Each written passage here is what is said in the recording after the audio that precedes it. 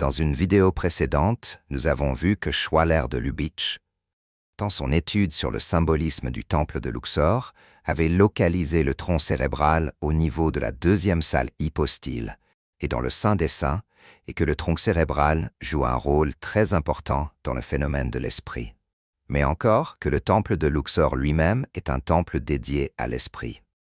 Cette fois, nous allons un peu plus dans les détails. La partie haute du tronc cérébral qui contient le noyau parabrachial et les collicules supérieures est le lieu de recueil des informations nécessaires pour créer les cartes neurales qui reconstruisent un double de notre corps dans notre cerveau. Et ces cartes participent à l'émergence et à l'activité de l'esprit. Par ailleurs, dans un article publié récemment, Jacques Panksepp lie également le corps et le soi au moyen d'une représentation innée du corps dans le tronc cérébral. Pour ce qui est de la partie basse du tronc cérébral, nous avons, entre autres, le noyau du tractus solitaire. Ce groupe de noyaux participe au recueil des informations concernant les viscères et le milieu sanguin. Il en est de même de l'area post-trauma. Quand le cerveau reconstruit un double du corps, il reconstruit aussi sous forme de carte neurale, ce qui est à l'intérieur du corps.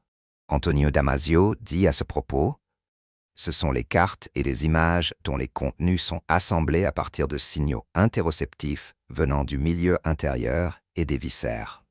Et ces cartes neurales qui décrivent le milieu intérieur sont aussi indispensables à l'émergence et au fonctionnement de l'esprit. » En dehors de l'aspect musculosquelettique, Schwaller de Lubitsch avait localisé aussi l'emplacement de certains organes et viscères.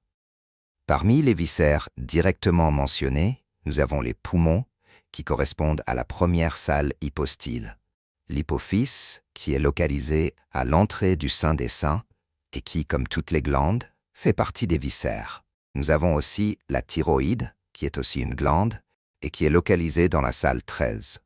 Comme organe, nous avons le thymus, localisé également dans la salle 13.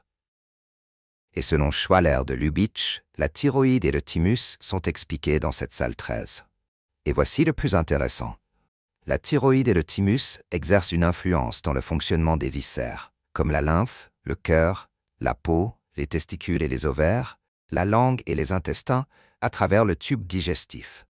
Quant à l'hypophyse, elle innerve des viscères comme la peau, les testicules et les ovaires, les reins, les glandes. Pour finir, on peut dire que la symbolique déchiffrée par Schwaller de Lubitsch est pertinente à plus d'un titre.